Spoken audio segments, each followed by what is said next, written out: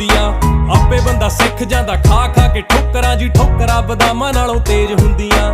ਹੌਲੀ ਹੌਲੀ ਹਾਸਲ ਮੁਕਾਮ ਹੁੰਦਾ ਆ, ਹੌਲੀ ਹੌਲੀ ਮਿਹਨਤਾਂ ਦਾ ਨਾਮ ਹੁੰਦਾ ਆ। ਪਹਿਲਾਂ ਪਹਿਲਾਂ ਹਰ ਬੰਦਾ ਆਮ ਹੁੰਦਾ ਆ।